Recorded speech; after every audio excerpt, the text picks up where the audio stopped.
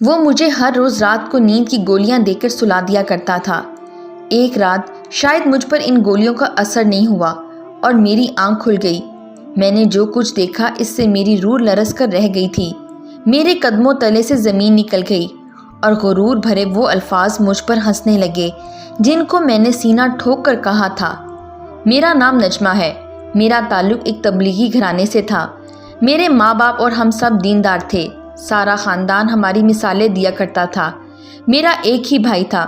ہم نے اس کی شادی اپنی ایک کزن سے طے کر رکھی تھی اور وہ اپنی مرضی کرنے پہ بضد تھا۔ آج تک ہمارے خاندان میں کسی نے پسند کی شادی نہیں کی تھی۔ ہمارے لیے یہ موت کے برابر تھا، پر میرا بھائی نہیں مانا۔ اس نے ایک ایسی لڑکی سے شادی کر لی جو اس سے بنا کسی محرم تعلق کے فون پر باتیں کیا کرتی تھی۔ ہم تو کبھی ایسی لڑکی کو اپنی بھابھی بنانے کے بارے میں سوچ بھی نہیں سکتے تھے، پر بھائی نے کسی کی ایک نہیں مانی اور گھر والوں کو خودکشی کی دھمکی دی۔ مجبوراً ہمیں اس کی بات ماننا پڑی۔ میری بھابھی بھی گھر آئی۔ دیکھنے میں وہ بری نہیں تھی، اخلاق کی بھی اچھی تھی، پر ہم نے کبھی اسے دل سے قبول نہیں کیا۔ میرے بھائی کے ہاں ایک بیٹی پیدا ہوئی جس کا نام ہم نے آرزو رکھا۔ اس بیچ میری بھی شادی ہو گئی۔ میرے ہاں ایک بیٹے کی پیدائش ہوئی جس کا نام میں نے غلام دین رکھا اور بچپن سے ہی اسے دینی تعلیم کی طرف لگایا۔ میری بھابھی کا کہنا تھا دینی تعلیم کے ساتھ ساتھ دنیاوی تعلیم بھی بہت ضروری ہے، اسے اسکول میں داخل کرواؤ۔ پر میرا کہنا تھا جس نے دین کو سمجھ لیا اسے کسی اور تعلیم کی ضرورت نہیں رہتی۔ میرا بیٹا غلام دین 12 سال کا تھا اور آرزو 10 سال کی تھی جب ایک دن میرا شوہر اور بھائی دونوں شہر سے باہر گئے اور راستے میں دونوں کی گاڑیاں حادثے کا شکار ہو گئیں۔ وہ دونوں اس دنیا سے چلے گئے۔ وہ دن ہمارے لیے قیامت سے کم نہیں تھا۔ میں اپنے ماں باپ کے گھر لوٹ آئی اور اب یہیں رہنے لگی۔ وقت گزرنے لگا۔ غلام دین اب 17 سال کا ہو گیا تھا اور آرزو 16 سال کی۔ میرا بیٹا بالکل ویسے ہی تھا جیسے میں اسے بنانا چاہتی تھی۔ عورتوں کی عزت کرنے والا، ہر کسی کی مدد اور لحاظ کرنا اس کی عادت تھی۔ سارا محلہ میرے بیٹے کی مثالیں دیتا تھا۔ سبھی اس پر رشک کرتے تھے اور میری تربیت کو سلام کرتے تھے۔ باپ کے نہ ہوتے ہوئے بھی میں نے اس کی کتنی اچھی تربیت کی ہے۔ جب کوئی میرے بیٹے کی تعریف کرتا تو میرا سر فخر سے بلند ہو جاتا۔ میں دل ہی دل میں بہت خوش ہوتی کہ آخر میرے پورے خاندان میں میرے بیٹے جیسا کوئی بھی نہیں ہے۔ اب تو غلام دین نے گھر کی بیٹھک میں ایک مدرسہ بھی بنا لیا جہاں وہ محلے کے بچے اور بچیوں کو مفت دینی تعلیم دیا کرتا تھا، اور دوسری طرف آرزو ہم سب کے لیے باعث شرم بنی ہوئی تھی۔ زندگی کے ہر معاملے میں اس نے ہمیں شرمندہ کروایا۔ اس نے اپنی تعلیم مکمل کی، وہاں بھی نقل کرتے ہوئے پکڑی گئی۔ پولیس کیس بنتے بنتے بچا تھا۔ محلے کے ہر لڑکے سے باتیں کرنا اور لڑکیوں سے لڑنا، لڑکوں سے فون پر گفتگو کرنا، سارا دن گھر میں ایسے تیار ہو کے رہنا جیسے آج اس کی شادی ہے۔ وہ نماز اور روزے سے بھی دور رہتی تھی۔ اس نے قرآن پاک بھی پورا نہیں پڑھا تھا۔ وہ کون سی برائی تھی جس کی شخصیت کا حصہ نہ تھی؟ ایک دن میں نے دیکھا میری شادی کا جوڑا غائب تھا۔ میں نے سارے گھر میں تلاش کر لیا پر مجھے نہیں ملا۔ اسی طرح کبھی میری چوڑیاں غائب ہوتی تو کبھی میک اپ کا سامان۔ مجھے پتا تھا کہ یہ کام بھی آرزو کا ہے، پر جب میں نے اس سے سوال کیا تو وہ صاف مکر گئی۔ ایک چوری کرنا ہی رہ گئی تھی اور اب یہ بھی کر گزری تھی۔ وقت گزرا تو میری ماں بھی اس دنیا سے کوچ کر گئی۔ بابا بھی 2 ہفتے بعد بیمار ہو گئے۔ وہ بستر مرگ پر پڑے تھے۔ انہوں نے جانے سے پہلے مجھے ایک امتحان میں ڈال دیا۔ ان کی آخری خواہش تھی کہ آرزو اور غلام دین کی شادی کر دی جائے۔ میرا تو یہ سن کر دماغ گھوم گیا۔ میں نے کہا کہ ایسا نہیں کریں گے، پر ان کا کہنا تھا کہ وہ میرے بیٹے کی آخری نشانی ہے۔ صرف غلام دین جیسا صابر انسان ہی اسے سنبھال سکتا ہے، اور اس وقت میں زیادہ نہیں بول سکتی تھی۔ بابا نے مجھ سے اور میری بھابھی سے وعدہ لے لیا اور اس دنیا سے رخصت ہو گئے۔ اب یہ بات میرے دل میں گھپ کر رہ گئی تھی اور میں یہ نہ ہونے دینا چاہتی تھی۔ ایک دن میری اسی بات پر میری بھابھی سے بحث ہو گئی جب اس نے کہا کہ دونوں بچوں کی منگنی کروا دیتے ہیں۔ بھابھی، کہیں تمہارا دماغ تو نہیں چل گیا؟ بابا نے جاتے جاتے بات کیا کہہ دی، تمہیں تو اپنا کھوٹا سکہ چلانے کی جلدی پڑ گئی۔ تمہاری بے دین، بد لحاظ اور بد کردار بیٹی کہاں؟ میرا سمجھدار، بالحاظ اور دیندار بیٹا یہ شادی کرنے کے بارے میں سوچ بھی نہیں سکتی، اور تم چلی ہو منگنی کرنے میں۔ میں نے غصے میں اپنی بھابھی کو بہت ساری باتیں کہہ ڈالیں۔ وہ حیران رہ گئیں۔ میری بھابھی کہنے لگیں، ہاں میری بیٹی تھوڑی بے باک ہے، پر اس پر ایسے الزام نہ لگائیں۔ اول اوپر ماں باپ کا بس نہیں چلتا، ورنہ کون چاہتا ہے کہ اس کی اولاد بگڑ جائے۔ اس پر تو باپ کا سایہ بھی نہیں تھا، میں اکیلی تھی۔ میری بھابھی رونے لگیں، ہاں اور میرے ساتھ تو جیسے پورا محلہ تھا۔ میں نے بھی تو اکیلے ہی غلام دین کی پرورش کی ہے، اور کیا شاندار انسان بنایا ہے اسے۔ یہ بات تو تم بھی جانتی ہو کہ جیسی تم ہو تمہاری بیٹی بھی ویسے ہی نکلی۔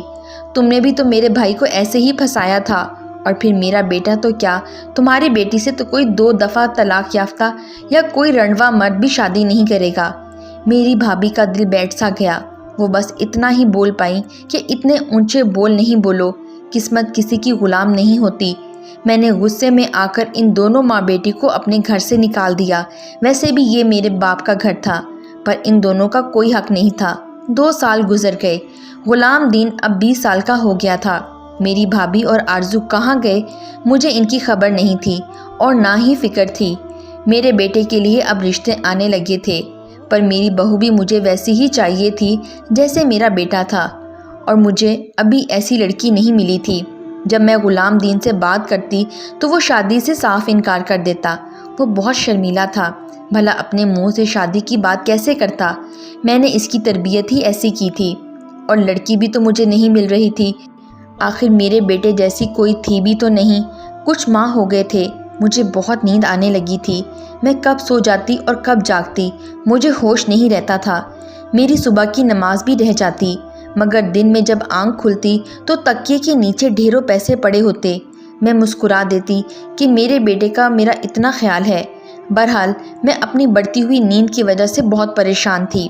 میں غلام دین کے ساتھ ڈاکٹر کے پاس بھی گئی، اور اس نے کہا سب نارمل ہے۔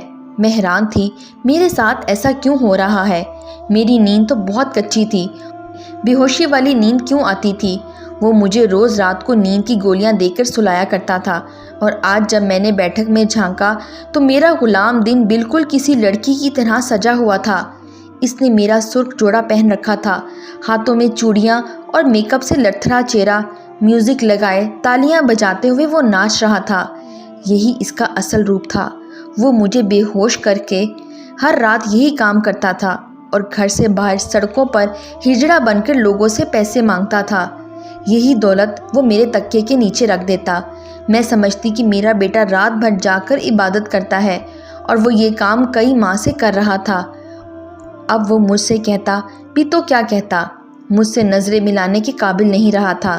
میں جیسے ہی ٹھیک ہوئی میں نے اس کے مدرسے کا بورڈ اتار کر رکھ دیا۔ گھر کی بیٹھک کو تالا لگا رہی تھی جب اس نے مجھے روکنے کی خاطر میرا ہاتھ پکڑا، اور میں نے اس کا ہاتھ جھٹک دیا۔ اسے اتنا مارا کہ میں بتا نہیں سکتی۔ میرے ہاتھ میں جو چیز لگی میں نے اس کو مارا۔ جب مار مار کر تھک گئی تو فوراً وضو کرنے لگی، اپنے ہاتھوں پر کلمہ پڑھ کر اسے پاک کرنے لگی، جس سے میں نے غلام دین کو چھوا تھا۔ وہ بھی یہ منظر دیکھ رہا تھا۔ میں راتوں کو جاگتی، اللہ سے رو رو کر معافی مانگتی کہ مجھے معاف کر دے۔ میری حالت بہت بری ہو گئی تھی، سارا غرور خاک میں مل گیا۔ اب تو صحت بھی خراب رہنے لگی تھی۔ میں نے غلام دین سے موٹر سائیکل بھی واپس لے لی تھی، اور اس کا جیب خرچہ بند کر دیا تھا۔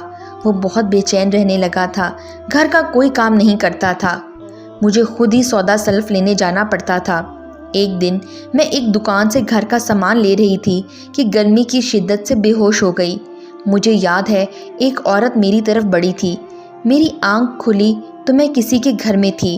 میں ڈر کر جاگ گئی، اور جب دیکھا میں کسی کے گھر ہوں تو حیران رہ گئی۔ میں نے اسے دیکھتے ہی ہاتھ جوڑے تو اس نے بڑھ کر میرے ہاتھ نیچے کیے۔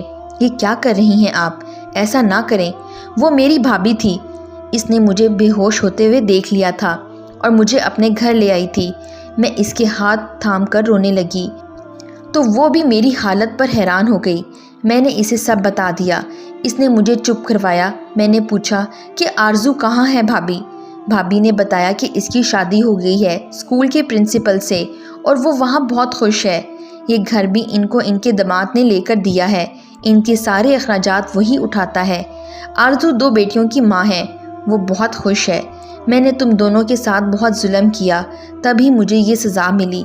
تمہاری اولاد مثالی نہیں تھی، پر تم ایک اچھی ماں تھی، ایک اچھی عورت تھی۔ شاید تمہارے صبر کا اجر تمہاری اولاد کے بہترین مستقبل کی صورت میں ملا۔ میں تو اپنی اولاد کو مثالی سمجھتی تھی، مجھ میں غرور تھا، انا تھی، میں ظالم تھی، اور دیکھو یہ مجھے کیسی سزا ملی ہے۔ وہ میرا بیٹا نہیں، ایک درندہ ہے۔ میں پھوٹ پھوٹ کر رونے لگی۔ میری بھابھی نے مجھے کہا کہ مجھے اس کی زندگی برباد نہیں کرنی چاہیے، مزید ظالم نہیں بن سکتی، پر میری بھابھی نے سمجھایا کہ اگر اسے ایسے ہی اس کے حال پر چھوڑ دیا تو وہ کبھی اس دلدل سے نہیں نکلے گا۔ شادی کرواتے ہیں، پر کس سے؟ بھابھی نے بتایا کہ محلے میں ایک لڑکی ہے بیوہ، وہ غلام دین سے کچھ سال بڑی بھی ہوگی، پر وہ بہت سمجھدار ہے، اس لیے سب کچھ سنبھال لے گی۔ میں نے اس معاملے پر سوچنے کا وقت مانگا۔ میں نے غلام دین سے کہا کہ میں اس کی شادی کر رہی ہوں۔ شادی کے نام پر وہ ایسے تڑپا جیسے اسے جان سے مارنے کی بات کر دی۔ میں نے فیصلہ سنا دیا ہے کہ اس کی شادی 10 دن کے اندر اندر ہو جائے گی۔ وہ میرے قدموں میں بیٹھ گیا، مگر میں نے اسے جھٹک دیا اور کہا کہ اب سدھر جاؤ، یہی تمہارا آخری موقع ہے۔ جس لڑکی سے میں نے اپنے بیٹے کی بات پکی کی تھی، اس کا نام روبینہ تھا۔ وہ پکے رنگ اور بھاری ڈیل ڈول والی 30 سالہ عورت تھی۔ میں نے کب سوچا تھا کہ میری بہو ایسی ہوگی، پر شاید اب میرا بیٹا اسی کے قابل تھا۔ میں روبینہ کی طرف سے ہمیشہ ڈری رہتی کہ کہیں وہ مجھ سے غلام دین کے بارے میں کوئی ایسی بات نہ پوچھ لے جس کا میرے پاس جواب نہ ہو، پر وہ بھی چپ رہتی تھی، جانے یہ امن تھا یا طوفان سے پہلے آنے والی خاموشی۔ لیکن وقت نے ایک بار پھر سے الٹی طرف کروٹ بدلی تھی۔ غلام دین بدلنے لگا تھا، اس کے گھر خوشخبری تھی اور اللہ تعالیٰ نے اسے ایک بیٹی سے نوازا تھا۔ شاید بیٹی کا باپ بن کر وہ سدھر گیا تھا، اب وہ کام بھی کرتا تھا۔ میں روبینہ کے سامنے اس سے تھوڑی بہت بات کر لیتی، پر میں نے اسے کبھی تک معاف نہیں کیا تھا، اور اب اس کے گھر میں بیٹھک بھی کھل گئی تھی۔ غلام دین کی بیٹی 6 سال کی ہو گئی تھی۔ وقت تیزی سے گزرنے لگا۔ شاید اللہ نے غلام دین کی معصوم بچے کے لیے اسے معاف کر دیا تھا۔ اسے سمجھ آ گئی تھی کہ اب اسے مرد بن کر اپنی بیوی اور اپنی بیٹی کی حفاظت کرنی ہے۔ اس کی بیٹی بہت خوبصورت تھی، وہ ہمارے گھر کی رونق تھی۔ میری صحت بھی ٹھیک ہونے لگی۔ روبینہ نے آ کر سب ٹھیک کر دیا تھا۔ میں بہت ہی خوش اور مطمئن تھی۔ ایک دن غلام دین نے رو رو کر مجھ سے معافی مانگی۔ میں نے اسے معاف تو کر دیا، پر اتنا ضرور کہا کہ میں یہ سب کبھی نہیں بھول سکتی۔ ہو سکے تو دعا کرو تمہارے کیے کی سزا تمہاری بیٹی کو نہ ملے۔ یہ سن کر وہ تڑپ اٹھا، کیونکہ اپنی بیٹی سے غلام دین بہت محبت کرتا تھا، اسے ایک کانٹا بھی چبھنے نہیں دیتا تھا۔ شاید خود باپ بن کر اسے احساس ہو گیا تھا۔ چاند رات تھی، ہم سب عید کی تیاریاں کر کے سوئے تھے۔ غلام دین اپنی بیٹی کو بازار دکھانے لے گیا۔ سبھی بہت خوش تھے، لیکن پھر میری آنکھ ایک شور سے کھلی۔ میں اپنے کمرے سے نکلی۔ میں نے دیکھا روبینہ اور غلام دین کمرے کی لائٹس آن تھیں اور وہاں کوئی نہیں تھا۔ میں آگے بڑھی اور دیکھا بیٹھک کی لائٹس آن تھیں، وہاں کا دروازہ بھی کھلا ہوا تھا۔ میں آگے بڑھی اور اچانک میرے قدم جیسے پتھر کے بن گئے۔ میرا دل منہ کو آنے لگا، وجود کانپنے لگا، قدموں تلے سے زمین نکل گئی۔ آواز میرا ساتھ نہیں دے رہی تھی۔ روبینہ اپنی بیٹی کو لے کر وہاں سے چلی گئی تھی۔ اس کے ہاتھ میں کپڑے تھے۔ صوفے پہ پڑی بیٹی کو اٹھایا، ایک کمبل میں لپیٹا اور اپنے دل سے لگا کے رونے لگی۔ میرے پاس سے گزرتی ہوئی وہ 2 پل کو رکی تھی۔ میں پتھر بنے کھڑی تھی، سامنے کے منظر کو آنکھیں پھاڑ پھاڑ کر دیکھ رہی تھی، اور اگر یہ سب جانتی تھی تو روز آخرت میں آپ کو اس ذات کے سامنے جواب دے کروں گی۔ سوچ لیں، آپ وہاں کیسے اپنی صفائی دیں گی؟ روبینہ نے رو کر کہا اور اپنی بیٹی کو لے کر وہاں سے چلی گئی۔ میں زمین پر ایسے گری جیسے میرے جسم سے روح نکل گئی ہو۔ میرے سامنے میرے بیٹے کی لاش پڑی تھی۔ میں اپنے بیٹے کی اس لتھڑی ہوئی لاش کو دیکھ رہی تھی۔ اس کے چہرے پر میک اپ تھا۔ روبینہ کو حقیقت جان کر اتنا صدمہ لگا کہ اس نے میرے بیٹے کی جان لے لی تھی۔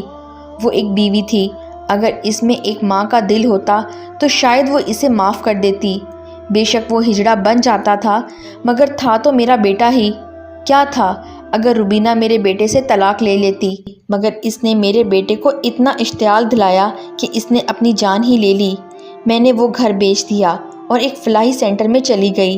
اب میں یہیں پر رہتی ہوں اور یہی میری زندگی ہے۔ کبھی کبھی سوچتی ہوں وہ زمانے کتنے اچھے تھے جب عورتیں اپنے شوہر کا پردہ رکھ لیا کرتی تھیں، لیکن آج کی موزور لڑکیاں اپنے شوہر کی کسی کمزوری کو جان لیں تو پھر اس کا اشتہار بنا کر پیش کرتی ہیں اور زمانے سے ہمدردیاں وصول کرتی ہیں۔